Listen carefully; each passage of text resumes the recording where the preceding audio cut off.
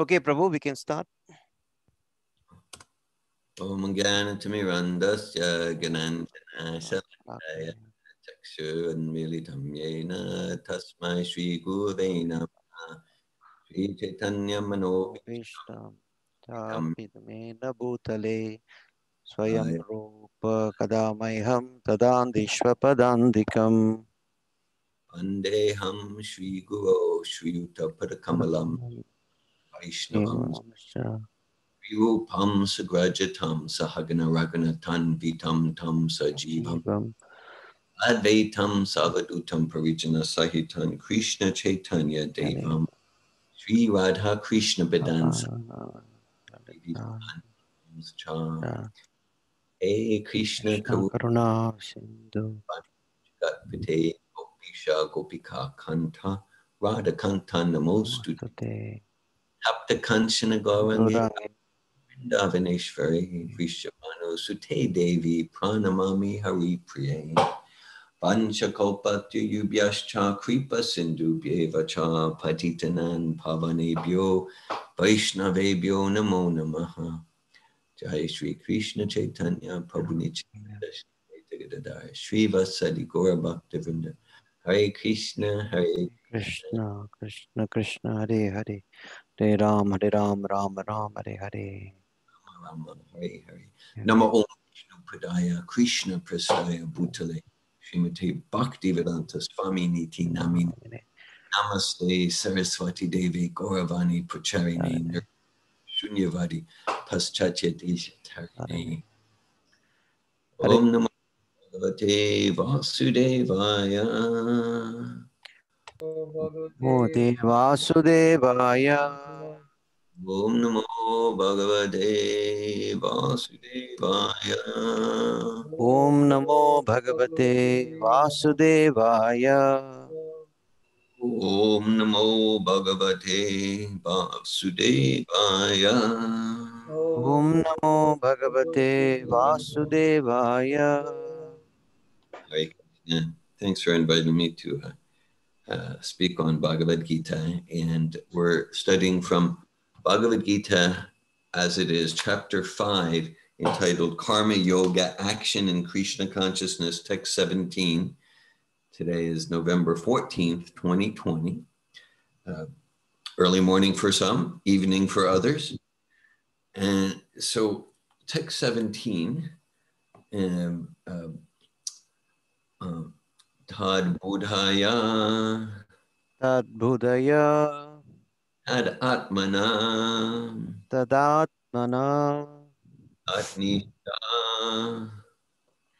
Tatnishta Tatparayana Tatparayana Gachanti Gachanti Apuna Avritim Apuna Avritim Jnana Jnana Nirduta Nirdhuta Kalmasha Kalmasha Tad Budhayas Tad Atmanas Tad Budayas Tadatmanas Anishtas Tad Parayana Tanishtas Tatparayana Santya Punar Avritim Gachanti Apunaravartim Jnana Nirduta Kalmasha Jnana Nirduta Kalmasha Tad Budhayas Tad Atmanas Tad Budayas Tadatmanas Anishtas Tat Parayana Tanishtas Tatparayana Chantya Punar Avritim Gachanti Apunaravartim Jnana Nirduta Kalmasha Jnana Nirduta Kalmasha Tad Budhayas Tad Atmanas Tad Budayas Tadatmanas Anishtas Tat Parayana Tanishtas Tatparayana Gachantya Punar Avritim Gachanti Apunaravartim Jnana Nirduta Kalmasha Jnana Nirduta Kalmasha.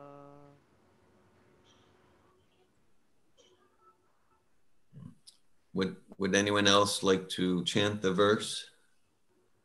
Tadbudayastadaatmanas Tadbudayastad atmanas Tannishtastatparayana Tarnishtastat parayana Gachanti apunaravartim Kachantya punaravitim Jnana nirdhuta kalmasha Jnana nirduta kalmasha Tadbuddhayastad atmanas Tadbudayastadaatmanas Tarnishtastat parayana Nishtastatparayana Gachantya punaravitim Gachanti apunaravartim Jnana nirduta kalmasaha Jnana nirdhuta kalmasha.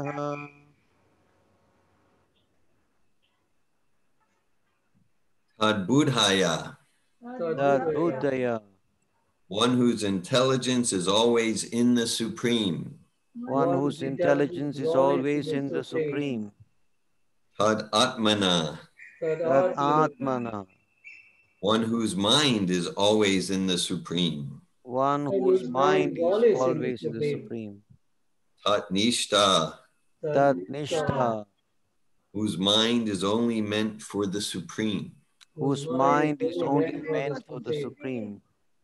Tat Parayana, Tat Parayana, one who has completely taken shelter of him. one who has completely taken shelter of him. Gachanti, Gachanti, goes. goes.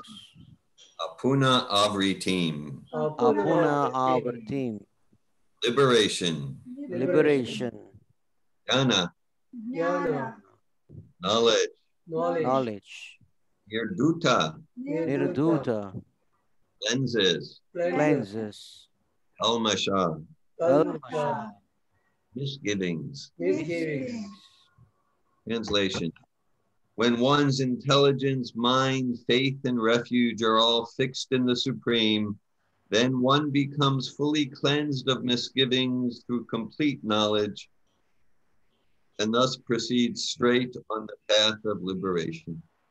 Purport by His Divine Grace, Bhaktivedanta Swami Prabhupada. Jai Srila Prabhupada. Prabhupada. The supreme transcendental truth is Lord Krishna. The whole Bhagavad Gita centers around the declaration of Krishna as the supreme personality of Godhead. That is the version of all Vedic literature. Paratattva means the supreme reality, who is understood by the knowers of the supreme as Brahman, Paramatma, and Bhagavan. Bhagavan, or the supreme personality of Godhead, is the last word in the absolute. There is nothing more than that. The Lord says, Mata parataram nanyat kinchidasti dhananjaya. Impersonal Brahman is also supported by Krishna, Brahmano pratishtaham. Therefore, in all ways, Krishna is the supreme reality, one whose mind, intelligence, faith, and refuge are always in Krishna, or in other words, one who is fully in Krishna consciousness is undoubtedly washed clean of all misgivings and is in perfect knowledge in everything concerning transcendence. A Krishna conscious person can thoroughly understand that there is duality, simultaneous identity, and individuality in Krishna, and equipped with such transcendental knowledge, one can make steady progress on the path of liberation. Tadbudayas tadatmanas tanishtas tatparayana gachantya punar avritim jnana nirduta kalmasha. When one's intelligence, mind, faith, and refuge are all fixed in the Supreme, then one becomes fully cleansed of misgivings through complete knowledge and thus proceeds straight on the path of liberation. Hare Krishna, Jai Srila Prabhupada. And so we can note here, right at the beginning of the purport, Prabhupada wastes no time, of course, and he says the supreme transcendental truth is Lord Krishna. The whole Bhagavad Gita centers around the declaration of Krishna as the supreme personality of Godhead. He goes on to reference the verse Vedanti tat tatvavidas tatvam yajganam advayam brahmeti paramatmeti bhagavaniti shabdite. learned transcendentalists realize the absolute truth in three phases, as Brahman, Paramatma, and Sri Krishna Bhagavan, the personality of Godhead. And Bhagavan, as emphasized here, the personal aspect of God. This is the most complete aspect. It includes Paramatma and Brahman. And so,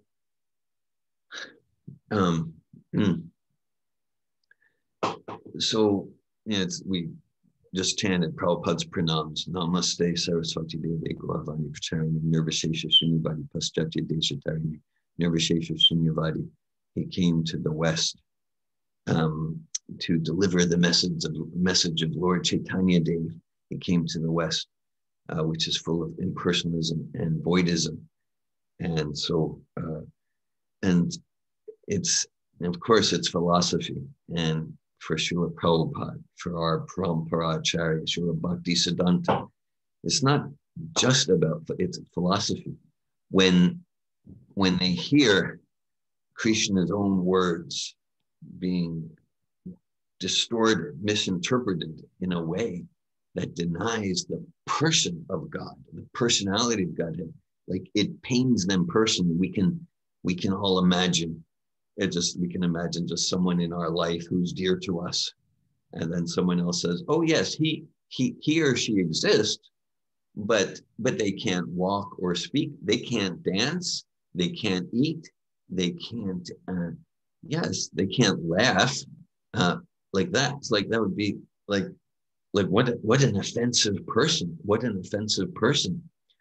And so we can feel that, we can feel that when Prabhupada takes this verse, and this verse talks about the Supreme, and the Supreme, Ete Tamsakla Pumsa Krishnas tu Bhagavan Swayam, the Supreme. This is my dear friend Sri Krishna, my Lord and Master, dear friend Sri Krishna. And Prabhupada's emphasizing that. As far as impersonalism, voidism, Mayavad philosophy, in some ways, in some important respects, those who are endeavoring for that spiritual path, it's very praiseworthy, because it's a path where we realize we are not matter. The forms of the material world are illusory. I'm not this body. And sometimes Prabhupada will emphasize that. There are places in Bhagavad Gita, as it is, where sometimes Srila Prabhupada says, "Oh, really, there's no conflict between personalism and impersonalism, because they both have realization about the futility of living for a temporary gratification of the material senses," as it is said a little later in the 5th chapter.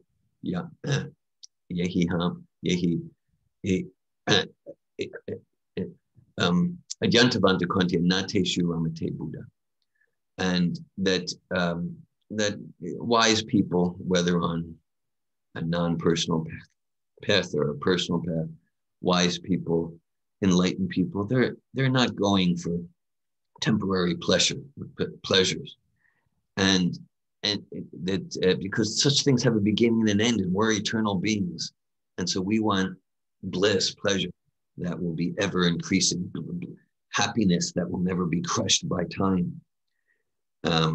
There's a place in Bhagavad Gita where Prabhupada describes, there's the personalist, the impersonalist, and the devotees. And my understanding there is that Prabhupada is emphasizing that the devotees, they're not in any camp. The devotees appreciate all aspects of the absolute,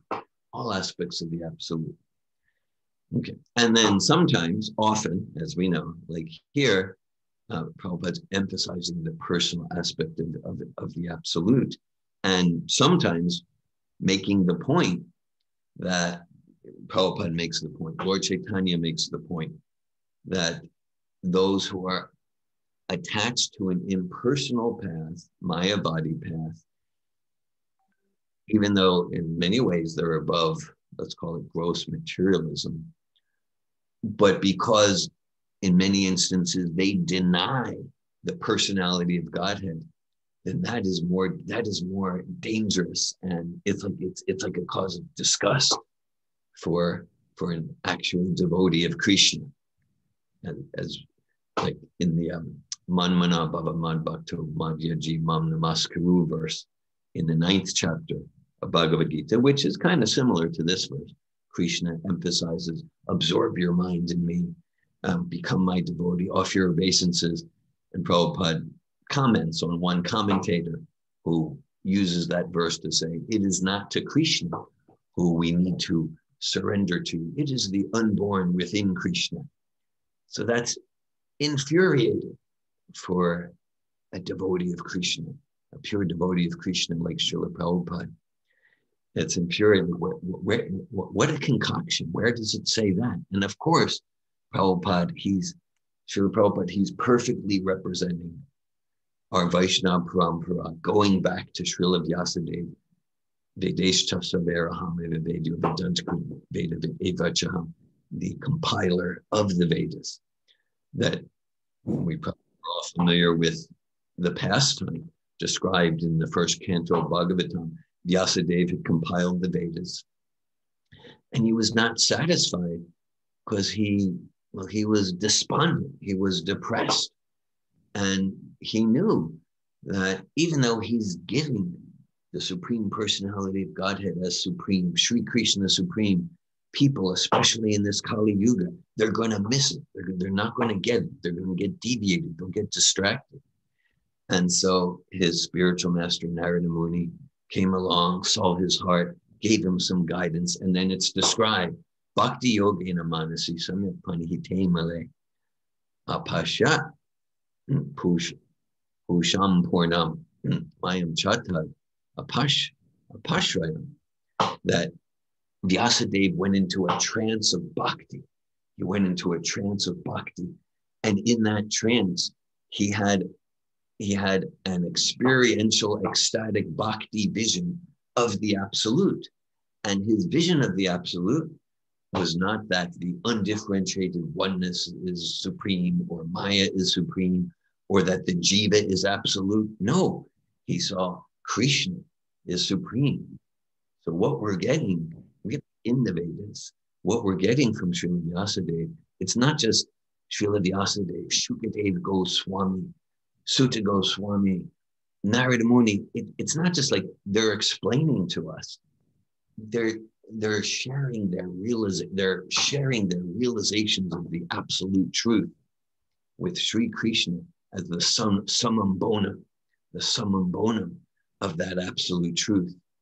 And a meaning of absolute is that these words from these great personalities, Srila Prabhupada, Lord Chaitanya, the 6 Goswamis, Srila Vyasadeva, each vibration of them reveals truth, and the vibration itself is not different from the truth that it reveals. That's what it is, absolute. Prabhupada gives the example. In the material realm, if I'm thirsty and I chant water, water, water, water, I'm still thirsty. I'm still thirsty, because there's a difference between the name and the thing. But in the absolute realm, every syllable, every sentence, Prabhupada's purport, whatever we intellectually understand or not, each sentence is identical with the absolute truth that it's conveying. And thus we get transformed just by reading Prabhupada's books, listening to Prabhupada's lectures, taking shelter in Srila Prabhupada. Srila Prabhupada, the pure representative of Srila Prabhupada. And then Vyasadeva, he saw in his trance of bhakti, Krishna, and on the back of Krishna, his servant, the material energy, Maya, who was doing her service, but feeling a bit ashamed, just a little, because like, wow, my service is to keep conditioned souls in Maya. And Krishna, Brahman, as Prabhupada indicates here, Brahmanohi Pratishtaham, the source of all energy, the source, Ishvara Sarvabhutanam Videsha Arjuna Chishtati, the source of Paramatma in the heart. And Vyasadeva went on and saw Yaya Samo, he told Jiva, Atmanam Trigunatmakam, Paro Pi, Manute Nartam, Tat Kritam, Chabipadyate. And he saw that the living entity, the conditioned souls, conditioned by Maya, right?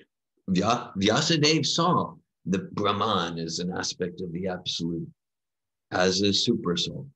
And they all, the summum bonum is Sri Krishna, the personality of Godhead. Tomorrow is Govardhan Puja. Sri Krishna, the lifter of Govardhan Hill, is the substratum of all existence, including even Vishnu and Paramatma. And he saw that the jivas are not absolute. They are subject to be influenced by Maya.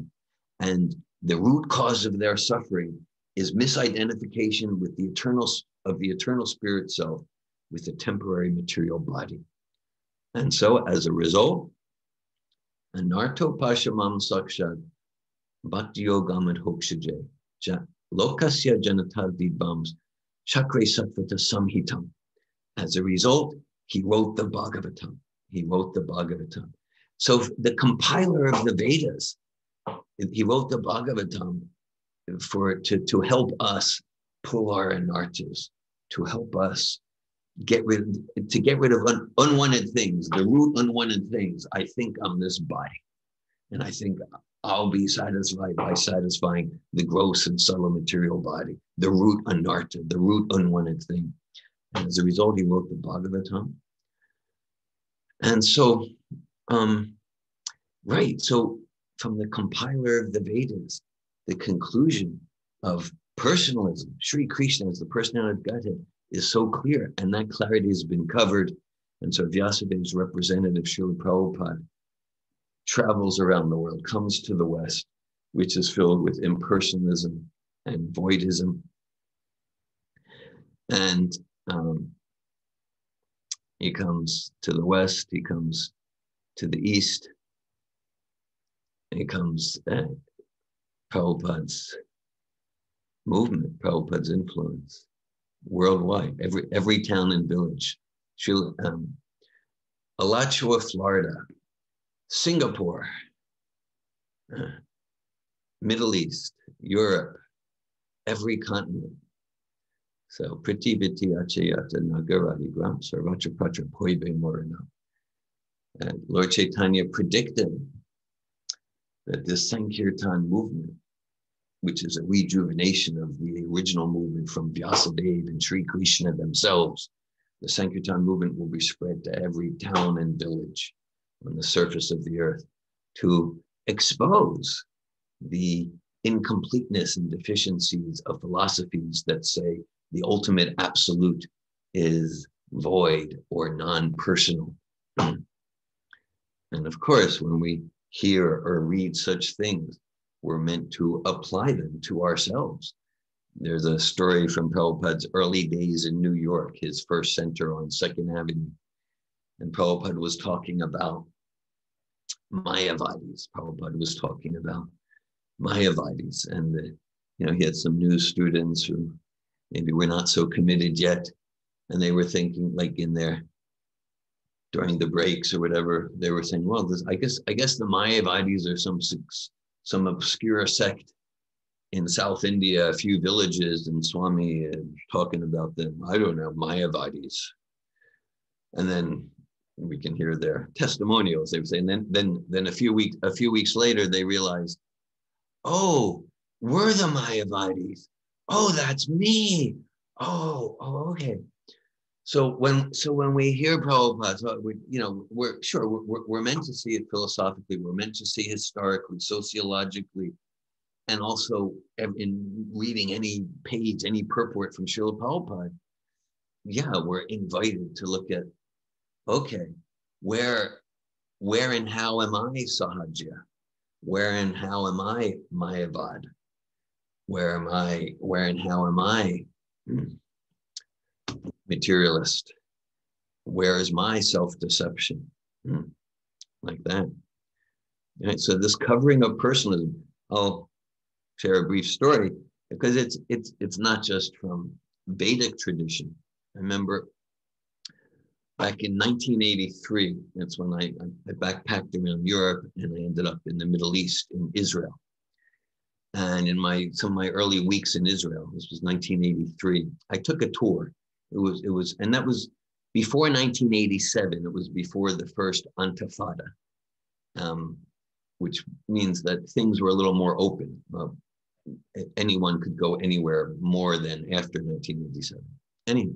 December 1987. Anyhow, so we were doing a tour in areas that would be considered West Bank, and like these ancient synagogues around Jericho, and very fascinating areas. And I remember, and I was just beginning to chant 16 rounds a day at that time, and reading Prabhupada's books. And we got to this one very ancient synagogue. I think it's like the most ancient synagogue in the desert, Upper Negev desert, Jericho area. Okay. And we went in to this ancient site, and on the floor, there was this mosaic. And in my mind, I was a 22-year-old backpacker at the time, like that. But in my mind, it looked like some sort of Greek sun god. It was a very personal form like that. And I was curious. I didn't know much, but I asked the tour guide, well, what's this? And the tour guide said, oh, this was just for decoration. So even then, not that I had studied much from Prabhupada, but even then, I didn't buy it. Decoration, like, come on, you can go to any synagogue. You don't, what to speak of pictures to God, you don't see pictures of rabbis, nothing, no form, nothing. And it was clear though, these ancient Jews, thousands of years ago, they were worshiping some form. They were worshiping some form. It was very clear. Whatever the tour guide may have said, it wasn't just decoration. You go to any synagogue today, or in our grandparents' generation, there's no form, no pictures. So actually, if we look into it, Judaism was very personal. There are so many very personal references in the Old Testament: the hand of God, the face of God, the voice of God. And actually, if we look historically, actually, if one studies religious Judaism today, there's the saying, from Moses to Moses, which means these are two pillars of Judaic philosophy. There's the ancient Moses, we all know about, and then there's the Rambam. The Rambam is an acronym that stands for Rabbi Moses ben Nachmanides, and he appeared, I don't know, maybe about 900 years ago. He was actually he was the personal physician to the King of Spain, and he gave a very impersonal interpretation to the Torah, to the Old Testament. He gave an impersonal interpretation. He's called the Rambam. And in his time, the other rabbis didn't accept him so much. But he had followers, and over a period of about 200 years, his followers established his impersonal interpretation as practically absolutely accepted. And now it's considered 600-700 years later, like these are the pillars. You practically can't question the original Moses and Moses, Rabbi ben Nachmanides. So in all, in different traditions, things get covered, and personalism gets covered, distorted. There's a purport that very much moves me. Chapter 4, text 10, Bhagavad Gita. The verse is Vitaraga Baya Kroda Manmaya Mamu Pashita Bhavo Gena Tapasa Putamad Bhava Magata. And Prabhupada, Krishna is talking about those who have given up fear, attachment, and anger. They develop great attachment for me and love for me. And in the purport, Prabhupada describes different types of psychologies that prevent one from embracing surrender to the personality of Godhead. One psychology is simply raga, attachment to, I'm just too attached Bogeshvara Prasaktanam Taya Parita Chaitasam. I'm just too attached to material sense gratification, gross or subtle. My position, people adore me, I'm famous, or just too attached. Another is that the fear of spiritual personality. And the idea is that we all have relationships of being hurt and frustrated, disappointed, maybe terribly, in relationships in the material sphere. So then the concept, the idea that when I achieve complete enlightenment, that means there's more relationships. Oh, no, I don't want that. And so it's much easier for that psychology to go, the idea that, oh, so the ultimate liberation, the ultimate enlightenment, then there's no more relations because it's just undifferentiated one. It's like psychologically appealing. Prabhupada sometimes gives a geometric example that like they're just seeing like 180 degrees. And then the other half of the circle is just nothing. Right? It's like the banyan tree analogy in the 15th chapter. Right? So it's like, okay, half the circle is the reflected tree, which is ephemeral and lacks substance, lacks real fruit. But Prabhupada said the other half of the circle, it's not empty, it's not void, it's not undifferentiated energy. The other half of the circle is filled with the variety, it's filled with the real tree, real relationships, real fruit, real apples and mangoes, real friendship that provides ever-increasing bliss that's never destroyed by time. So, so in all these psychologies, again, we're meant to look at ourselves as part of our process of anartha nivritti, our process of moving towards sincerely giving our lives, life and soul, to the Supreme Personality of Godhead, Sri Krishna, through our current link to the Parampara, Srila Prabhupada. I mentioned this, okay, a devoted soul is ready to do the needful in devotional service. And I'll mention that this personalism, which is really the emphasis of Prabhupada's purport here, personalism, it's a relationship dynamic. I was fairly recently, I was conducting a coaching session with a young man, or at least younger than me. Okay, so and for many decades he has served, and he does wonderful service for Prabhupada's movement, but he was not feeling satisfied. And what he looked at during our coaching session was that people would ask him to serve, and he'd be yeah, and said very wonderful devotee. But then he was looking at, like, Srila Prabhupada is talking to him. Srimati Radharani is talking to him. Sri Chaitanya Mahaprabhu is talking to him. And they're saying, okay, Prabhu's and Mataji's ask you to serve. You say, yes. But Prabhupada's talking to him and saying, how do you want to serve? How do you want to serve my movement? Lord Chaitanya's talking. So that's part of it too. Sometimes in the name of, you tell me what to do, we could be avoiding our personal responsibility to take a stand. Here's how I'm inspired to serve Lord Chaitanya's movement. That's part of the dynamic too.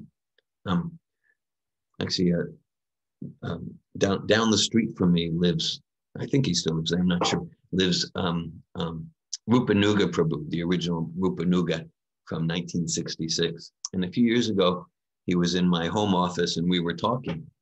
And he personally shared with me the story of Ishan Das early in Prabhupada's movement. And Ishan had some inspiration.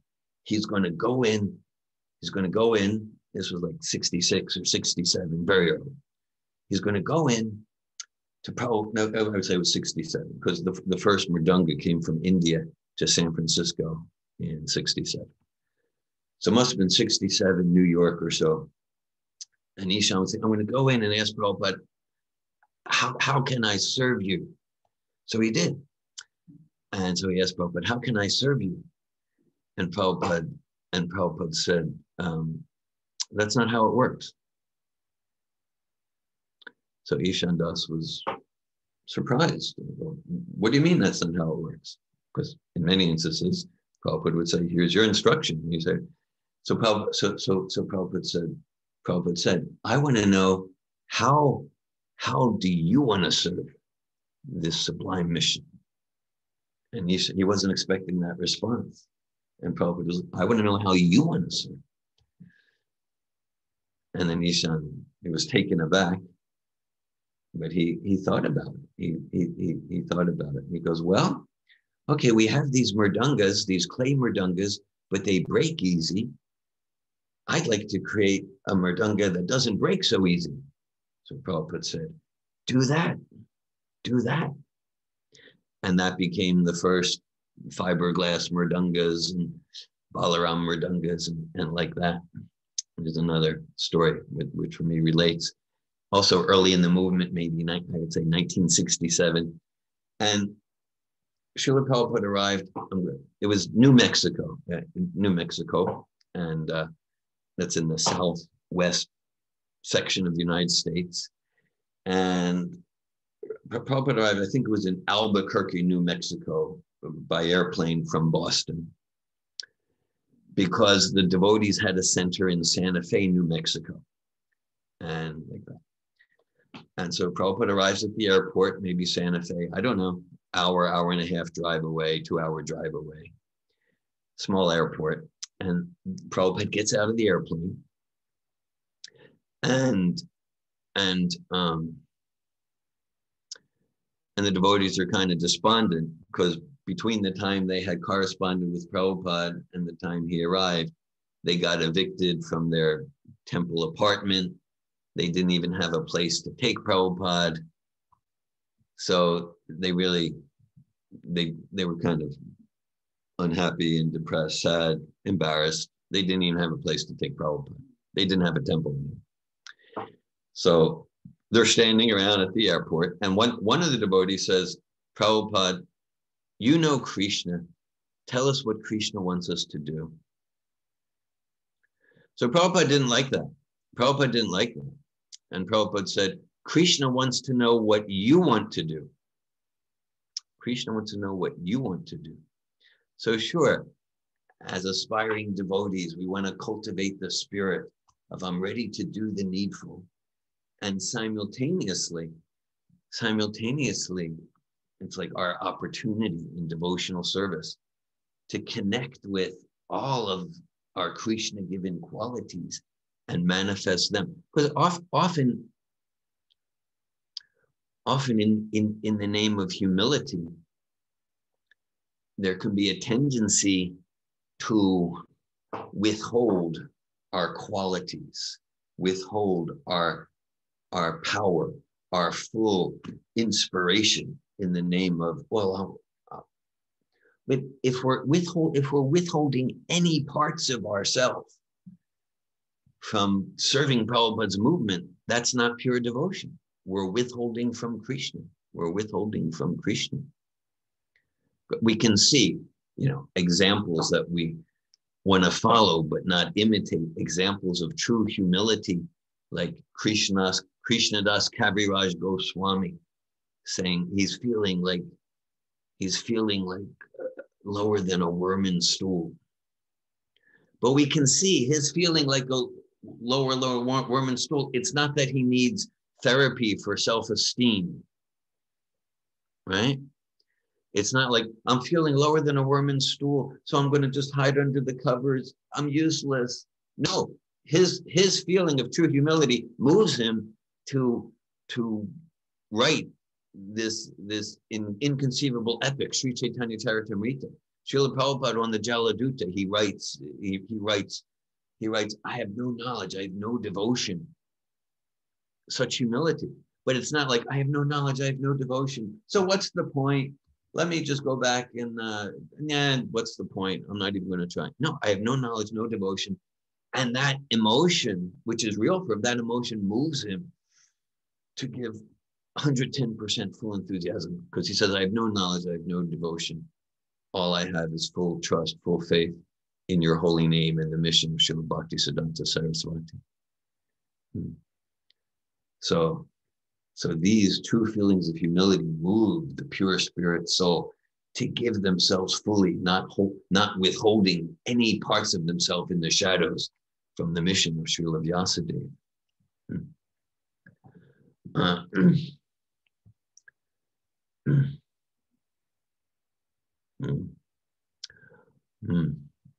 Okay, well, I think I'll bring a close there, and I appreciate very much. I appreciate very much your attention and presence. And I'll read the verse again, and I'm glad to hear any comments or realizations or questions if anyone would like to ask any questions. This is text 17 of chapter 5 of Bhagavad Gita. Tad budayas tadatmanas tanishtas tatkarayana Gachantya punar avritim jnanirduta kalmasha. When one's intelligence, mind, faith, and refuge are all fixed in the Supreme, then one becomes fully cleansed of misgivings through complete knowledge and thus proceeds straight on the path of liberation. Hare Krishna. I welcome any comments or questions. Hare Krishna devotees. Now is question time. So you could either ask Prabhu your questions by unmuting your audio, introducing yourself and asking the question, or you could type your question into the chat box. So either one is fine.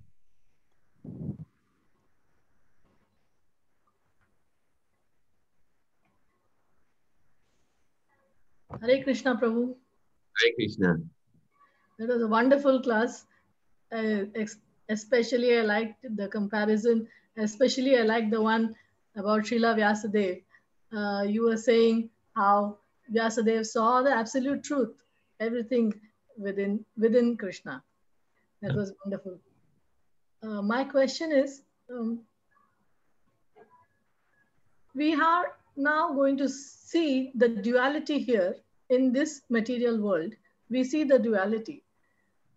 And we know that in the spiritual world, there is no duality. So the duality which we see here, it's limited only up to the time of this. As you said, we are going to the path, going very strongly on the path of liberation. So let's say we get liberated. So that part, that duality is no longer needed, is not necessary anymore. So when we go to the spiritual world, we would not need this knowledge of this duality. Is it true?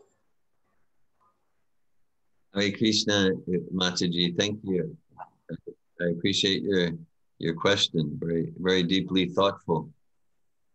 Yes.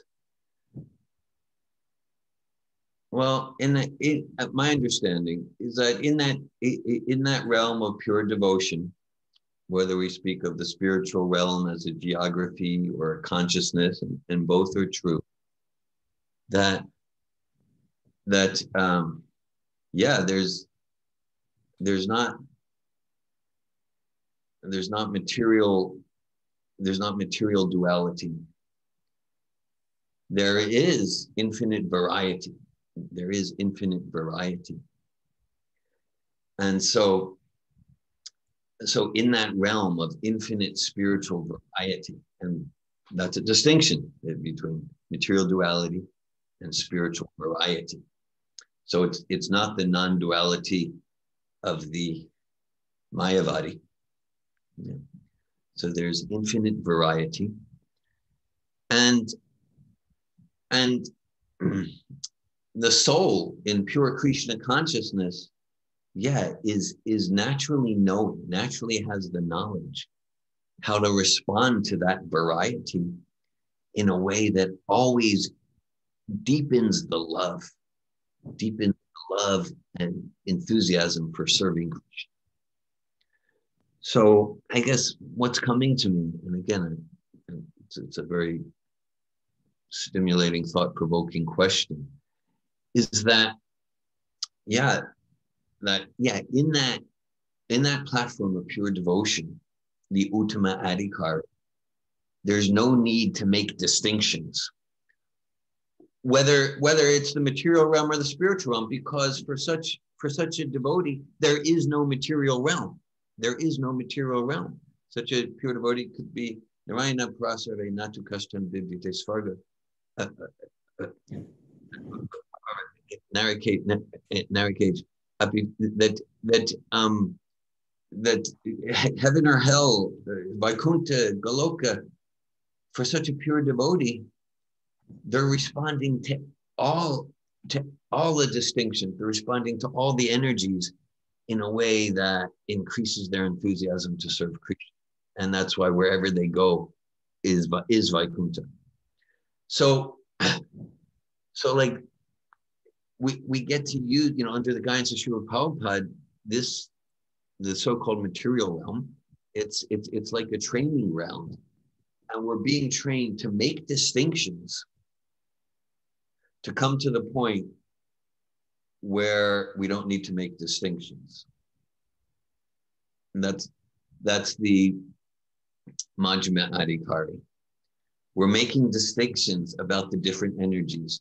Yes, if I relate to this energy in this way, all right, if I relate to the bottle of alcohol by drinking it, well, we can say the bottle of alcohol, it's also Krishna's energy. So if I drink the bottle of alcohol, it means I'll come closer to Krishna. Not necessarily.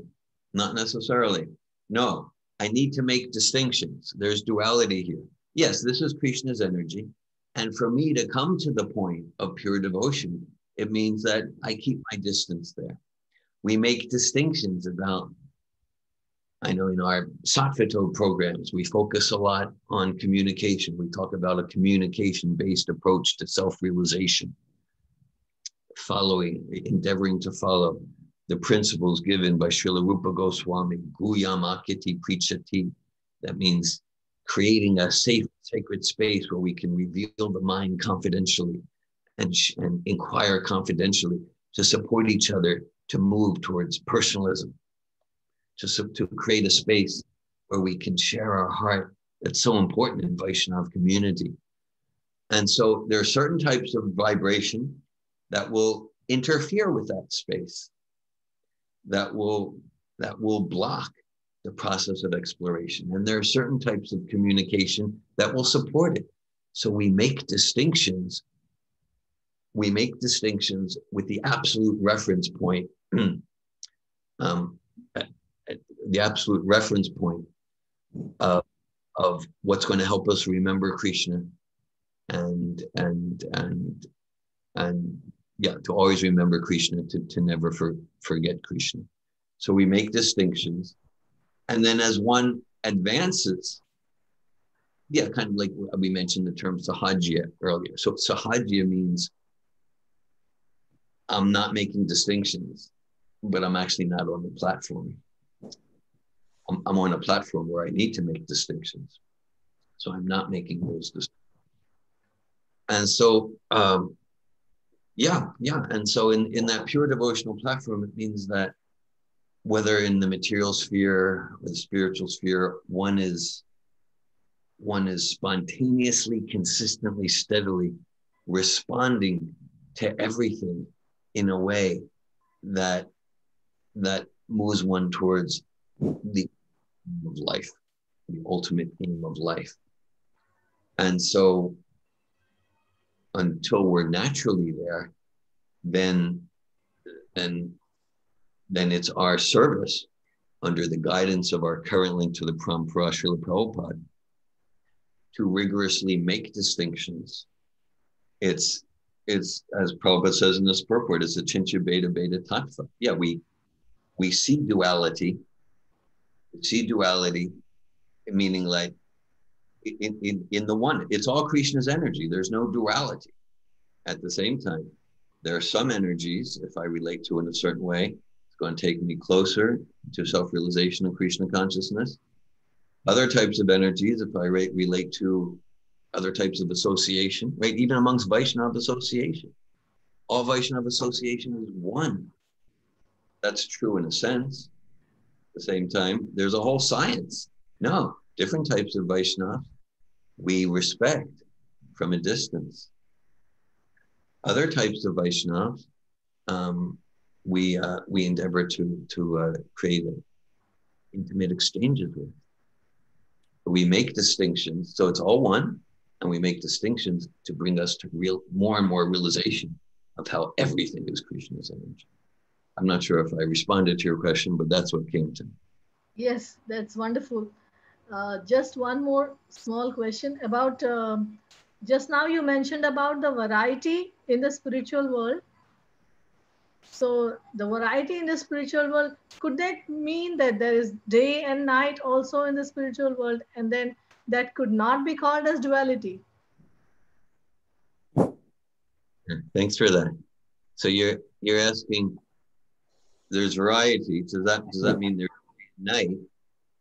At the same time, it's not a duality. Yes. Yeah. I like that. Yeah. Yes, definitely there's day and night. Definitely there's day and night. And at the same time, it's not the day and night that we have a conception of through our materially conditioned mind.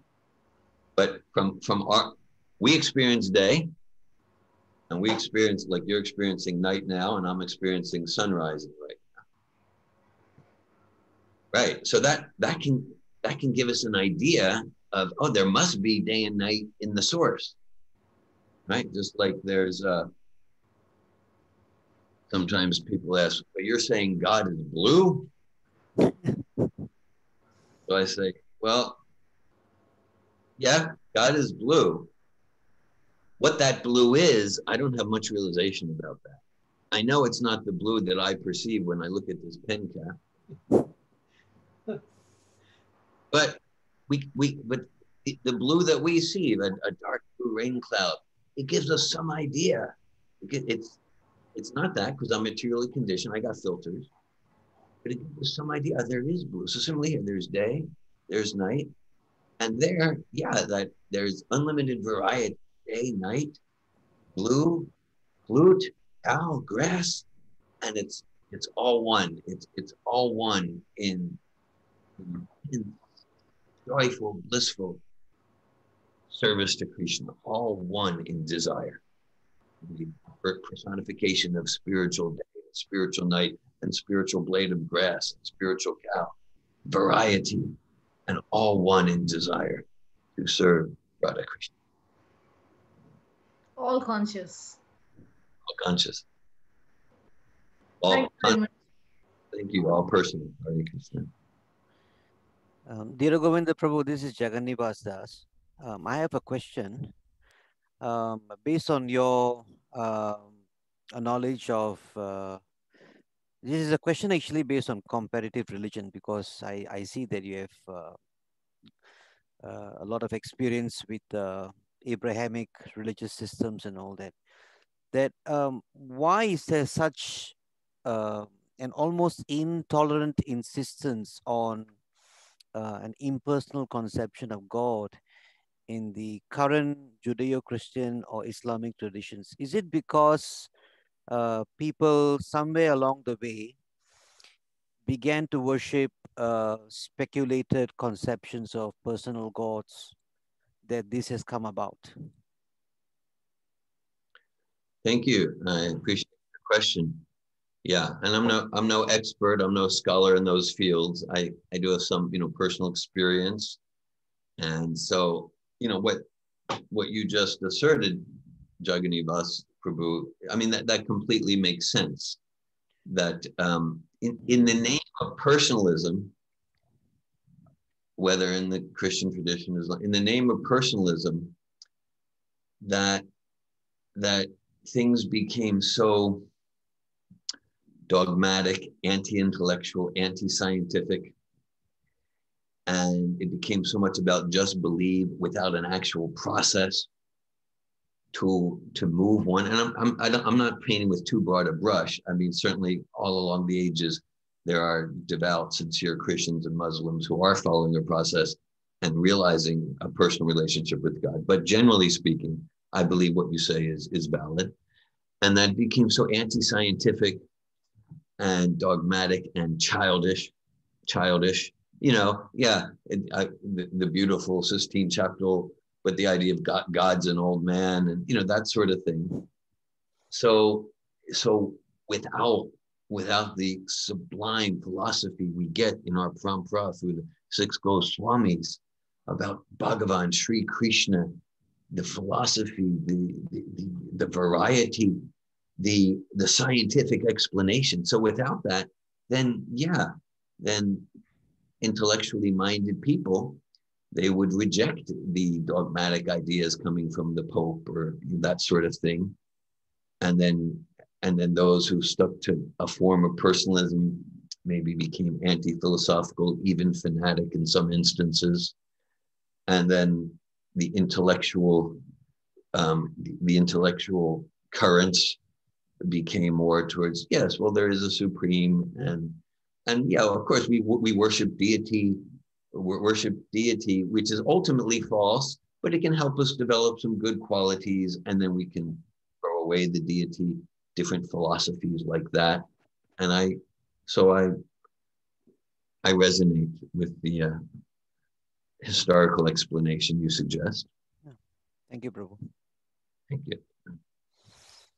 Any other questions, devotees?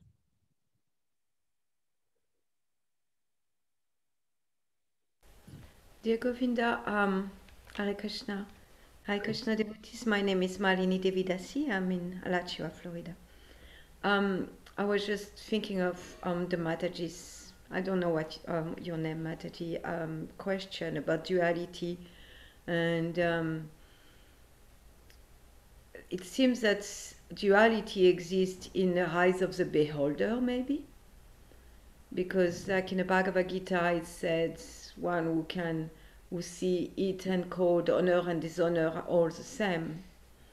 So it's not that the heat and cold disappear, but that there is no difference.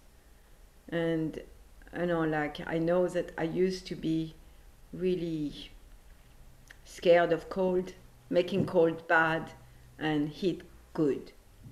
And so I was very dual in that. And then as I'm aging, I'm starting to like the cold. So now there is less and less duality between heat and cold for me. And of course, it's on a material level. And I'm imagining that the devotee described in the Bhagavad Gita, it's not like the differences, like you said, there is distinction and there is between heat and cold, or honor and dishonor, but the duality of the beholder is like kind of opposing them, it seems, instead of like seeing them all as conducive for devotional service. Thanks for that. Thank you. Thank you, Mataji. Very nice. That's very nice. Yeah. So related to what you share. So material consciousness means duality based on what pleases my senses and mind and ego, or doesn't. Matras parshas tukantiya shitoshna sukadukada agama painonichas tam titikshas vibharata. So there's hot is good. Oh, hot is good. Maybe if it's like that. But now cold is good. Well, make up your mind. So that's material duality. And so spiritual Krishna consciousness is above that duality. And then there's spiritual duality. Anukulyasya sankalpa, patikulyasya bharjana.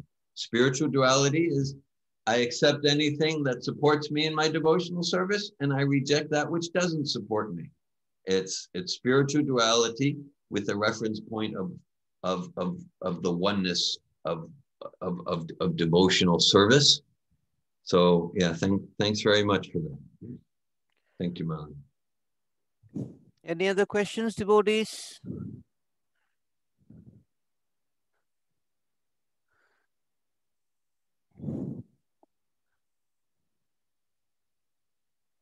Questions related to the verse, to the purport?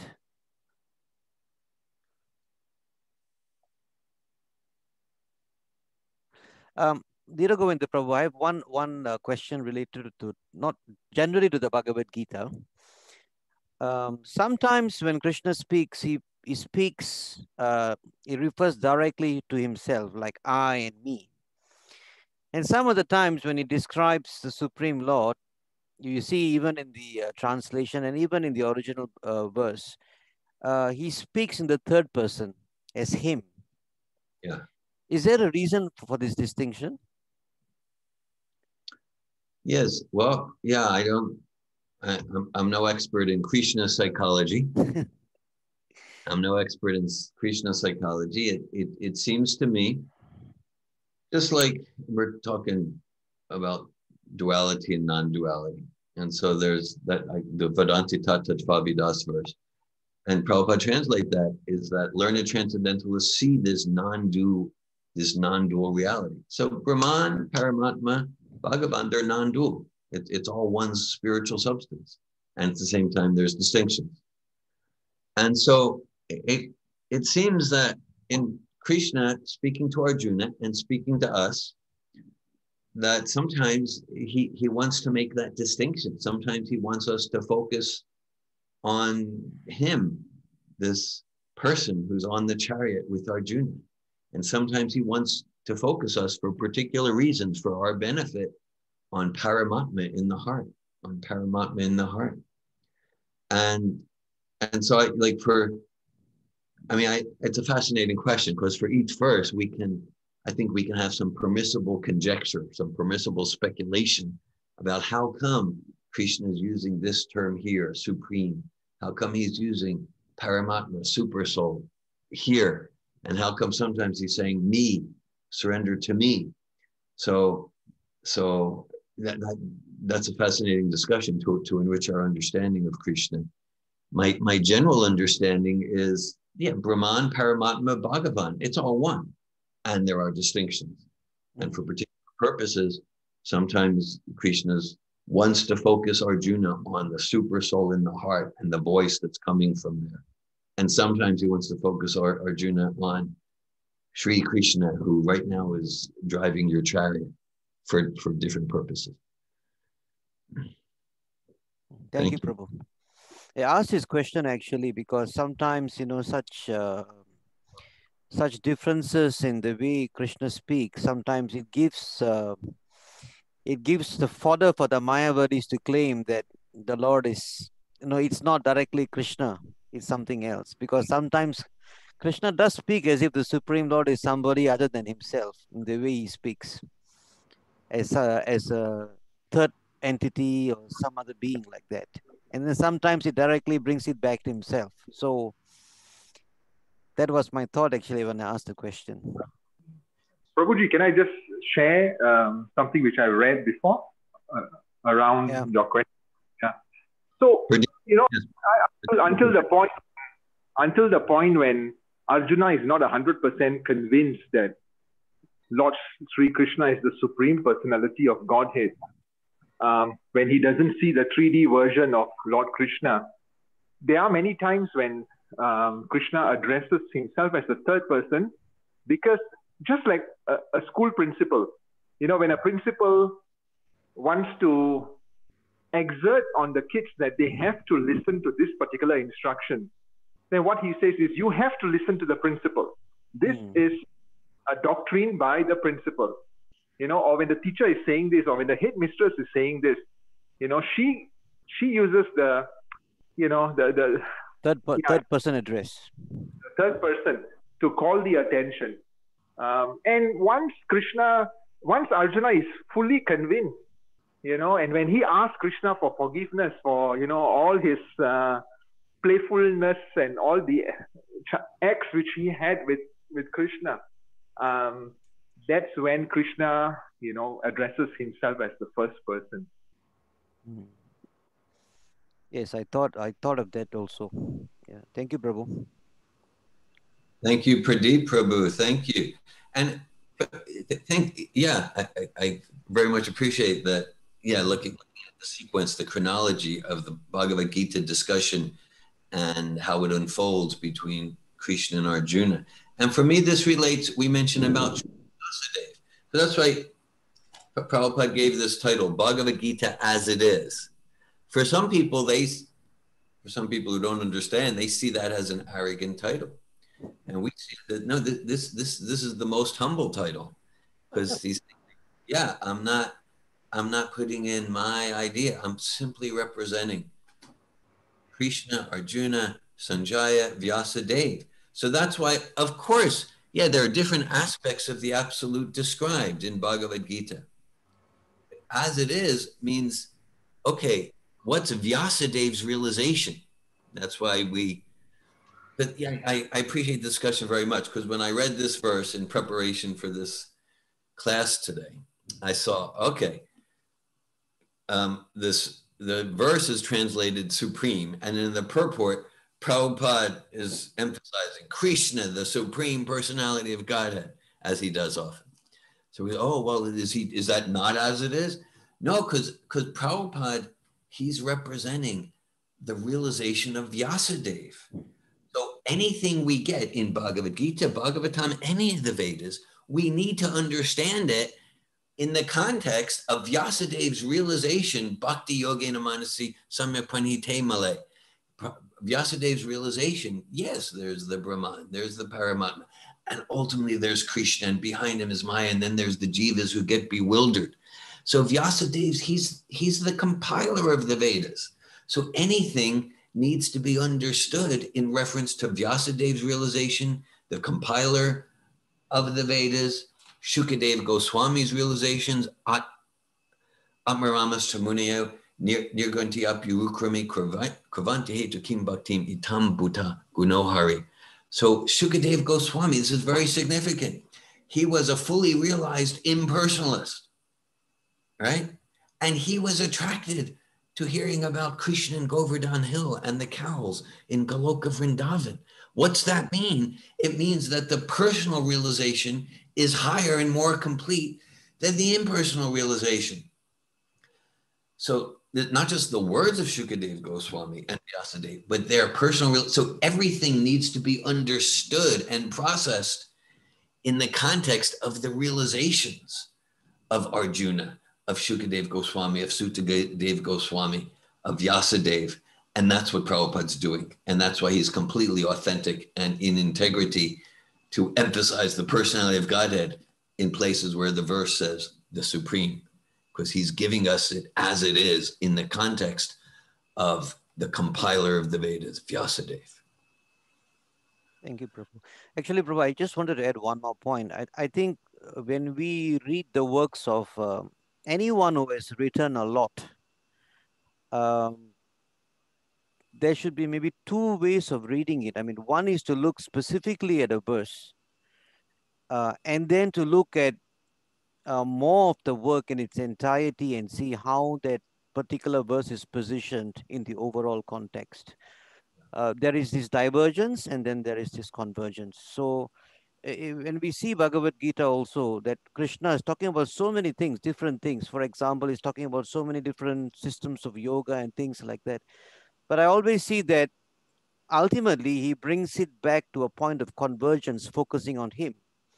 So for example, I think he speaks about different yoga systems, and then I think if I'm not mistaken, last verse of chapter 6, he says, Yoginam api sarvesham madgatanantaratmanah. So he says ultimately the goal of all yoga systems is to develop devotion to me. So I see that happening all the time in the Bhagavad Gita. And when I reach the Prabhupada's purpose also, that's what he's trying to do, that he's not just keeping chapter 2 as chapter 2, but he's always having chapter 18 in mind in the way he puts all the threading together, the lacing together. He's bringing it back to chapter 18, text 65 and text 66 in the way he brings everything together throughout the entire Bhagavad Gita. That's how I see it, basically. That's a wonderful point. It's a vital point. It's a vital point. It's an unarguable point. So like sometimes we look at the verse and it's always helpful to understand the verse in the context of the totality of Prabhupada's teachings, of Krishna's words.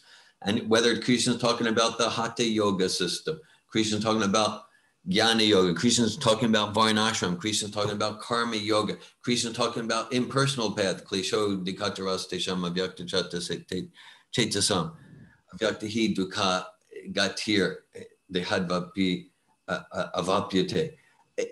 Whatever system, Krishna always brings us back to pure bhakti yoga, pure bhakti yoga.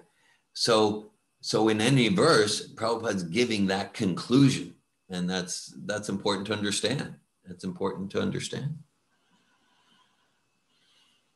Yeah, because I was talking to a devotee the other day, and he's from Malaysia, so he was telling me that when he meets different people, including some Mayavadis, sannyasis and all that, they sometimes criticize that why is your spiritual master translating jnana as Krishna consciousness? Do you know what jnana means?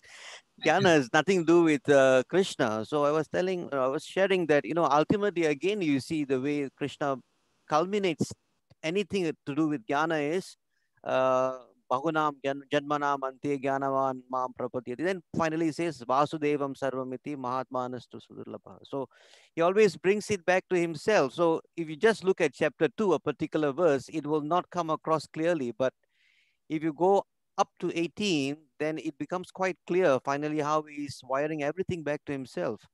Yeah. Thanks for that. And thanks for that, because it really, that relates to me personally in regards to this verse, because this is one of those verses where the translation, it's not Krishna, it's not Bhagavan, it's the Supreme.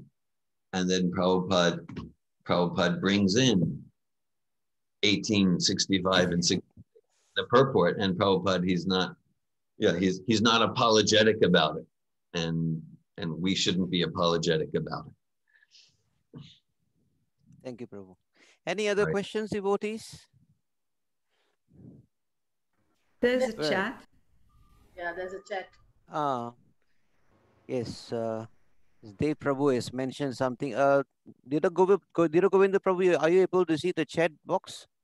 Okay, thanks for the sharing. Yeah. The importance of asking what we can do for the Lord, aligning our own passion with the service, will allow us to reach actualization. When passion and service is not in conflict, the goals not only be reached, more would be achieved. Thanks for that. Thank you, Dave. Thanks very much. That's an important point, because I did stress that point. What do we want to do for Krishna? At the same time, that can also get us in trouble. That can get us in trouble. But like, I wanted to emphasize that point, because in devotional communities, sometimes there's an overemphasis on, I'm just ready to do the needful, just ready to do the needful. Okay, but yeah, like Prabhupada asked Ishan, what do you want to do? And that became the Mridanga, the Bala Mridanga.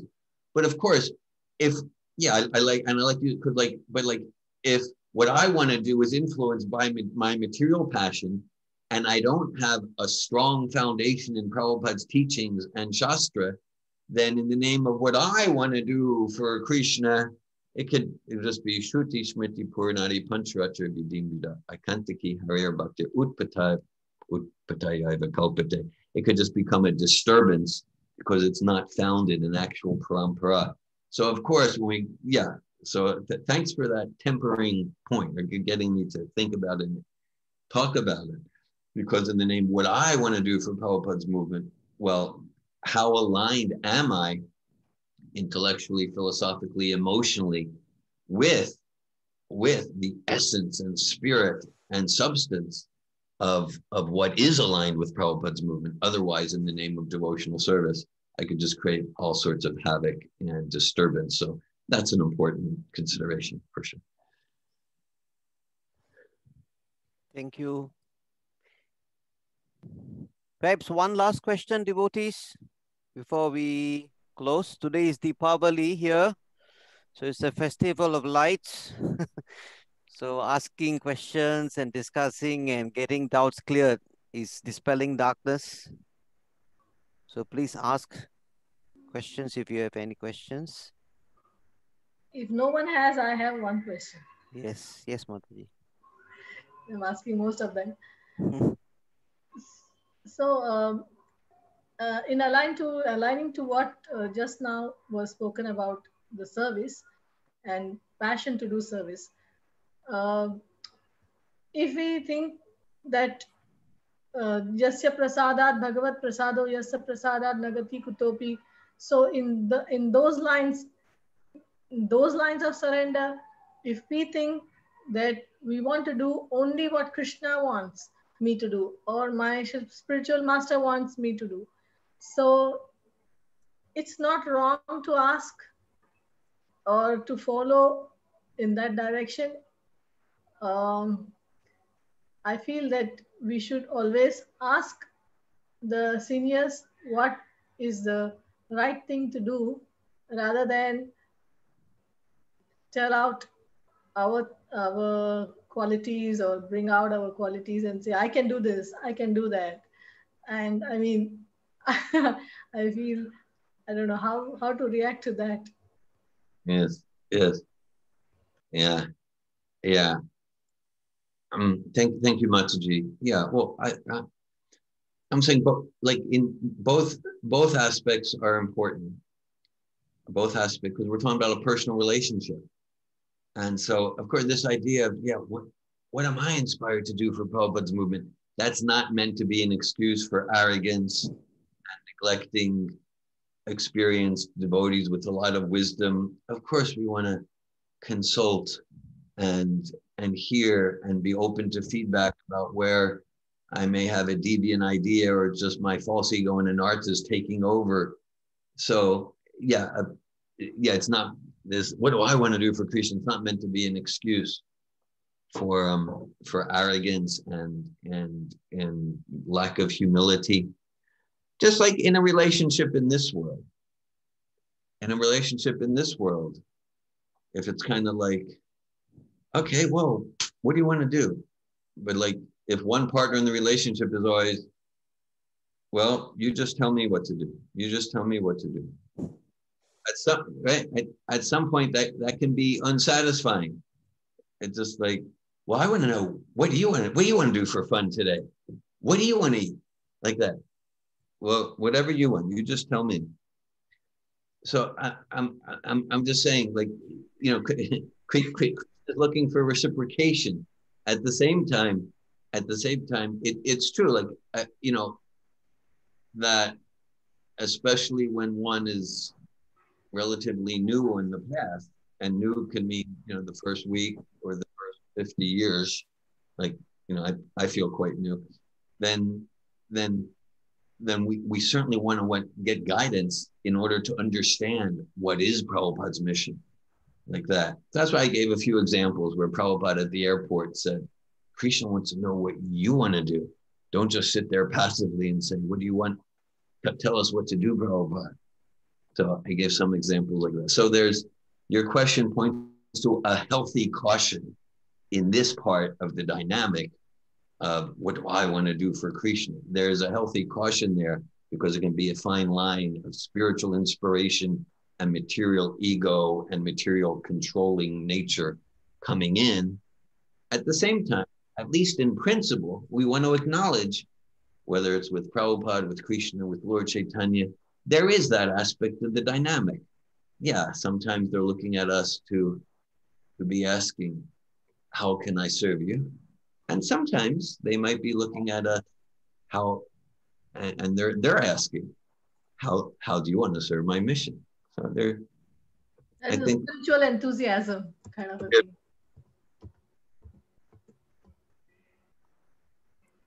Thank you very much. Thank you. Okay.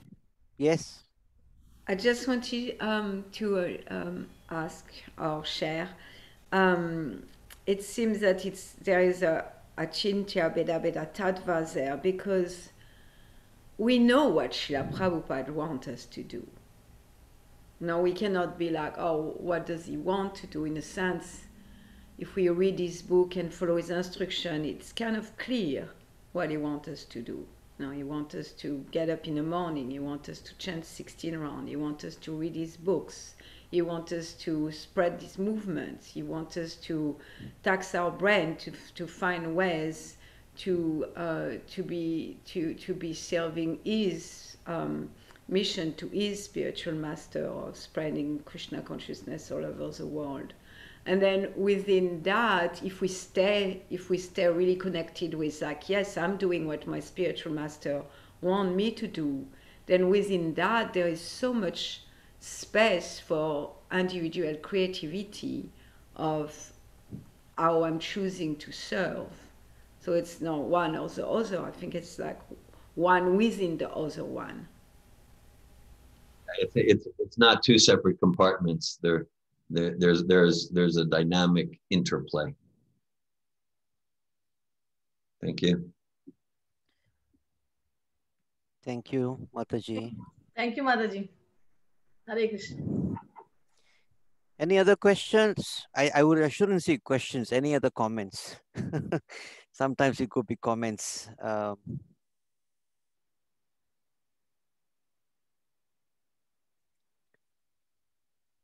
I think nobody else has anything to say.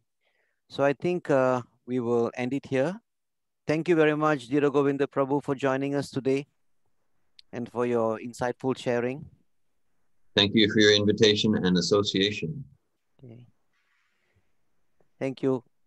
Thank you, Dhira Hare Govinda. Krishna. Thank you very much. Thank you very much. Thank you, Prabhu. Hare Krishna. Hare Krishna.